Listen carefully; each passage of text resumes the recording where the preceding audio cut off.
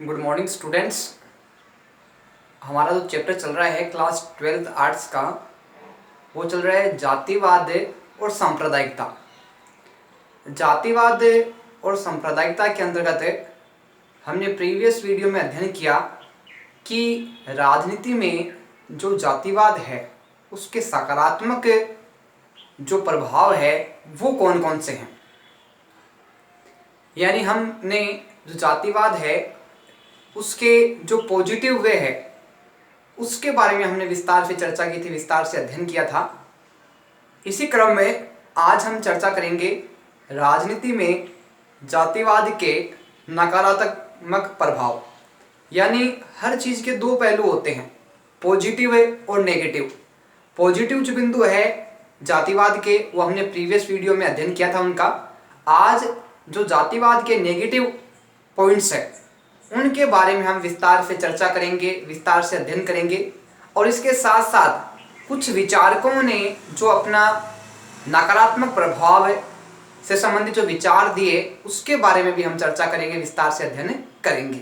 तो आज का जो हमारा बिंदु है वो है राजनीति में जातिवाद का नकारात्मक पक्ष।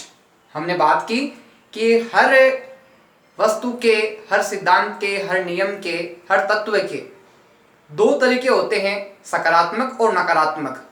इसी प्रकार जातिवाद का भी क्या है, नकारात्मक पक्ष है। तो सबसे पहले बात करते हैं हमें D.R. गाडगिल के अनुसार। ये जो विचारक हैं D.R. गाडगिल, इन्होंने जातिवाद के संबंध में अपने नकारात्मक विचारों में क्या बात बताई है। तो ध्यान रखना, जाति का प्रभाव प्रजातंत्र के विकास में सहायक नहीं है। यानी जो जाति है उसका प्रभाव जो समाज में देखने को मिल रहा है वो प्रजातंत्र के विकास में, प्रजातंत्र यानी जो जनता का जो शासन है, यानी लोगों का जो शासन है, उसमें जो ये जातिवाद है ये लोकतंत्र या प्रजातंत्र के विकास में सहायक नहीं है। यानी जातिवाद है वो लोकतंत्र और प्रजातंत्र को क्या पहुंचा रहा है, हानि पहुंचा रहा है, क्षति पहुंचा रहा है। तो ये इन्होंने D.R. गाडगिल ने अपने विचार बताए कि जाति का जो प्रभाव है, जो प्रभाव पड़ रहा है वर्तमान समय में, वो प्रजातंत्र का जो विकास है, यानी समाज का जो विकास होना चाहिए, देश का जो विकास होना चाहिए, उसमें कहीं ना कहीं क्या है, सहायक नहीं है, उसमें रुकावट या बाधा उत्पन्न कर रहा है। आगे बात आती है डॉक्टर आश्रीवादम के अनुसार। जिस प्रकार गाडगिल ने अपने विचार प्रस्तुत किए नकारात्मक, इसी प्रकार जो आश्रीवादम है उन्होंने भी क्या है, जातिवाद के ऊपर अपने नकारात्मक विचार है वो प्रस्तुत किए। इन्होंने बताया भूतकाल में जाति के चाहे जो भी लाभ हो आज प्रगति में बाधक है। इन्होंने एक बात को स्वीकार किया कि जातिवाद है वो आज एक तुरंत उत्पन्न समस्या नहीं है। जातिवाद है वो अतीत में भी, यानी भूतकाल में भी देखने का हमें मिलता है।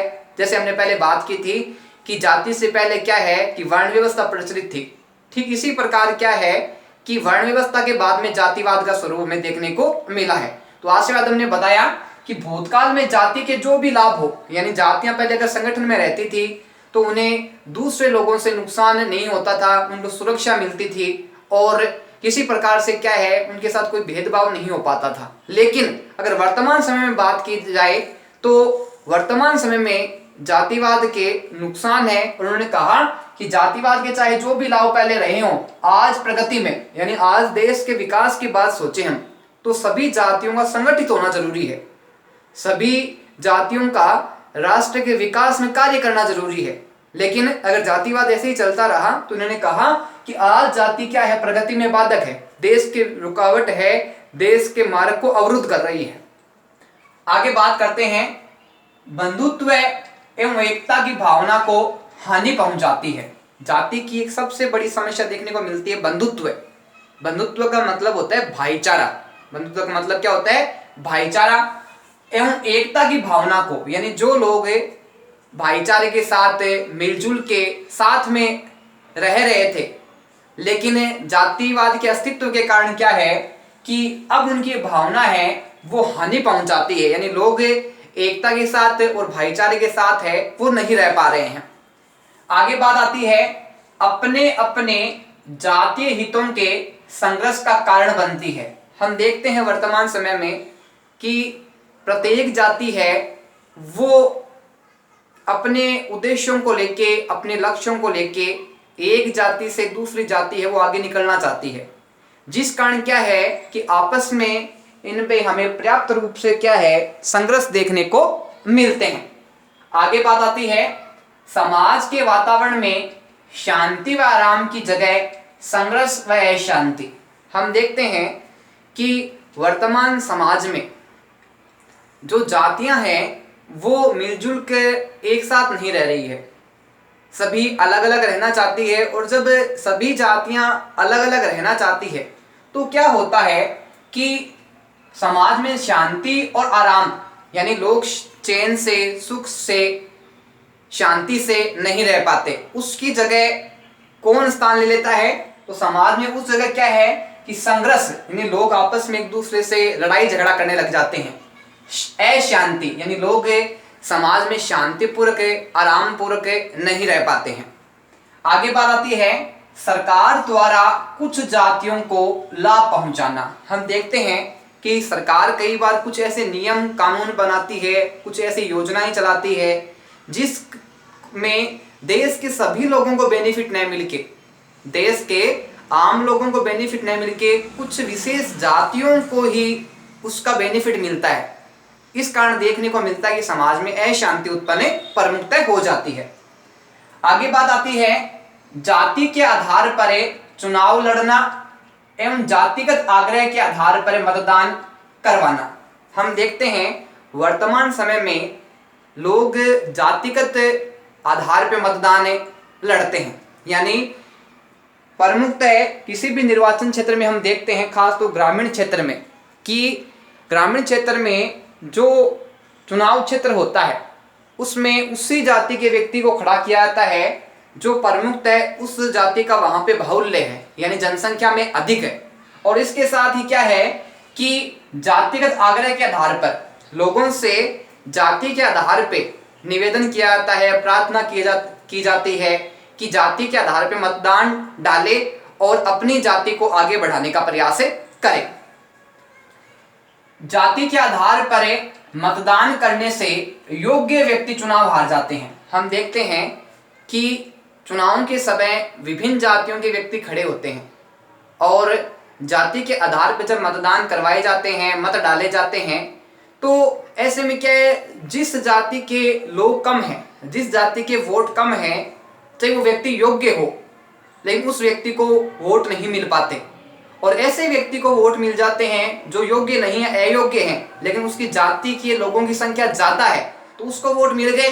जबकि जो योग्य व्यक्ति है और उसकी जाति के लोगों की संख्या कम है तो वो योग्य होने के बावजूद भी क्या चुनाव में हार जाता है। आगे बात आती है जीतने वाला व्यक्ति पूरे समाज के दायित्व बोध न समझ कर जातीय वफादारी पर ध्यान देता है।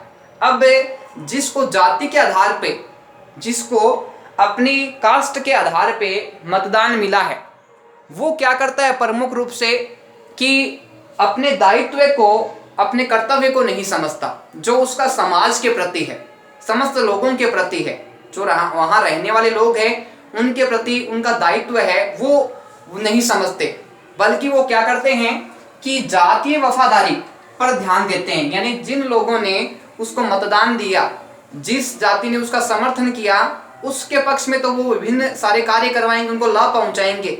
और जो जातियां उसके अपोजिट थी, समाज के प्रति उसका जो दायित्व है, वो उस दायित्व से पीछे हट जाते हैं और अपने जातीय हितों को पूरा करने का प्रयास करते हैं। आगे बात आती है देश का शासन अयोग्य लोगों के हाथ में चला जाता है। हम देखते हैं कि जब जातिगत आधार पर मतदान होते हैं तो विभिन्न सारी जातियों के आधार पे जो सीटें आवंटित होती है उन पे जाति के आधार पे मतदान करवाया जाता है, जाति के आधार पे आग्रह किया जाता है कि जाति के आधार पे वोट डाले जाए।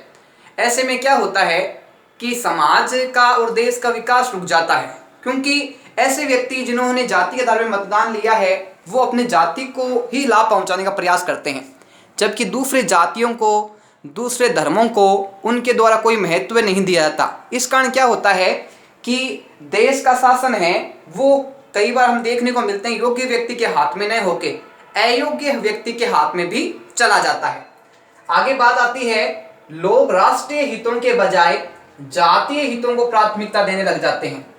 जब जाति है वो जातिवाद के रूप में बदल जाती है, तो हम देखते हैं कि जिन्होंने जाति के आधार पर विजय प्राप्त की और वो प्रतिनिधि बन गए, तो वो बाद में क्या करते हैं कि राष्ट्रीय हितों के बजाय यानी देश के राष्ट्र के हित को ध्यान में न रखते हुए, राष्ट्र की परवाह न करते हुए वो क्या करते हैं, जातीय हित यानी अपने जो जाति के हित हैं, जो लाभ हैं, जो उद्देश्य हैं, जो लक्ष्य हैं, उनको महत्व देते हैं। प्राथमिकता मतलब होता है महत्व देना, और राष्ट्र के और देश के हितों को महत्व नहीं देते, उनको दरकिनार कर देते हैं। आगे बात आती है, जातिवाद के कारण से राजनीतिक दलों का निर्माण भी हम देखते हैं कि पहले अगर हम बात करें देश में दल बहुत कम थे, और वर्तमान समय में क्या है, देश में दल है वो नए नए बनते जा रहे हैं। अब दलों का बनने का कारण क्या है? दलों का बनने का प्रमुख कारण है कि वो दल है वो कुछ लोगों से बना हुआ होता है, जिनके हित है, लाभ है, उद्देश्य है, लक्ष्य हैं, वो एक जैसे होते हैं। अब जब लोगों के हित, उद्देश्य, लक्ष्य एक जैसे हो जाते हैं तो वो एक समूह के रूप में क्या है, एकत्रित हो जाते हैं और एक दल का निर्माण करते हैं, और जिसका उद्देश्य क्या होता है, प्रमुखतः कि जाति के आधार पे होने लगते हैं। यानी जो दल का निर्माण हो रहा है वो देश के विकास में न होके जाति के आधार पे वो अपने राजनीतिक दल में सम्मिलित होते हैं और अपने लाभों को प्राथमिकता देते हैं। जातिवाद की भावना रूढ़िवादिता को बढ़ावा देती है। जो जातिवाद के विचार हैं, भावनाएं हैं, वो प्राचीन जो परंपराएं हैं उनको अधिक महत्व देते हैं। वो देश में नवीनता लाने का प्रयास नहीं करते और पुरानी जो रीति रिवाज है, परंपराएं हैं, उनको बनाए रखते हैं, जिस कारण क्या है कि वो आजीवन उन परंपराओं में, उन रूढ़िवादिताओं में जकड़े हुए रहते हैं, अपने आप को उनसे बाहर नहीं निकाल पाते। आगे बात आती है, अल्पसंख्यक समुदाय के लोगों में असुरक्षा की भावना का विकास। हम देखते हैं कि समाज में कुछ वर्ग, कुछ जातियां तो ऐसी है जिनकी संख्या देश में बहुत अधिक ज़्यादा है, लेकिन देश में कुछ जातियां ऐसी भी है, कुछ समुदाय ऐसे भी हैं जिनकी संख्या कम है। अल्पसंख्यक का मतलब होता है कि वह जाति या धर्म के लोग जिनकी देश में संख्या कम है।